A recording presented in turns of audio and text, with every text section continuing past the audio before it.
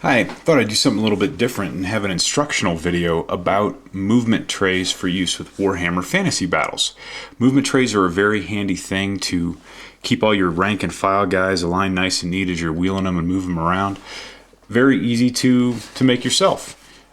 When I started out with my friends, what we used for movement trays was just some cardboard stuff.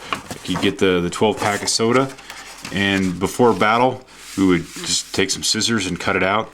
You want to cut it the exact size or a little bit smaller so it's not sticking out at the edges. So the idea is you don't really see it when it's underneath the models. It's not too good for lifting them up and moving around, but for sliding them around the table, works fine, and the price is right. Another handy thing about doing that is if you play one set list, you know what size all your units are going to be, but if you're changing things around in between games, you might not have a movement tray for all sizes, so cardboard comes in handy that way. But like I said, it doesn't really look that nice. What I like to use, Games Workshop sells these. These are called the textured movement trays. You get 4 in a pack, and they are, this one's split here, but I'll get to that in a second. They've got a ridge around the edge with some texture and some little effects in it, and then you can paint them up. They look nice and neat. However, these are meant to accommodate 4 25mm models by 4 25mm models. These came out back when 4 models in a rank was sufficient to give you a rank bonus. Well, now that's changed. So these would still work for 20mm based models, but for 25s, you're probably not going to want to use them, so why get them at all? Well, here's what I do.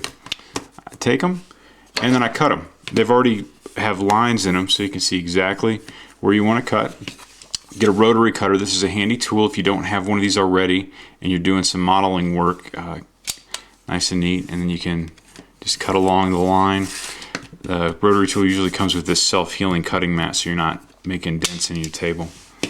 Then after you've cut them, you can assemble them in various sizes. So what I've done is I've taken one where I cut 3 off and 2 off, and then here I use toothpicks on this one. Since then I've gone to some paper clips. I put glue along the seam, and then there's a nice recessed crack here that can hold something.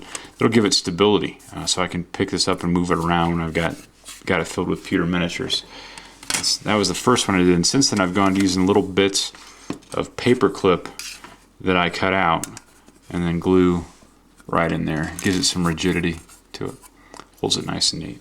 So now I can get my rank bonus for my units and have them all in a movement tray. With the leftover bits that I have, then I've made some chariot movement trays here. That one already been primed. There, so I can slap my chariot down in there. And I've also gone to making some that have 6 across as well. And when you get them all done, get them all primed up, and you can just go through and pick out the effects, do some dry brushing or a wash. I'm stuck in the 80s with my goblin green basing technique, but there you have it. There's a finished movement tray, and you can custom build them to your own size. You get 4 of these textured ones for $10. They also sell a kit for $10 where you pretty much have to build the entire tray your own. I don't have any personal experience with it. It's just my perception. It doesn't really seem like that good of a value like these are if you put a little time and effort into them. So there you have it. There's movement trays. They don't have to be anything fancy.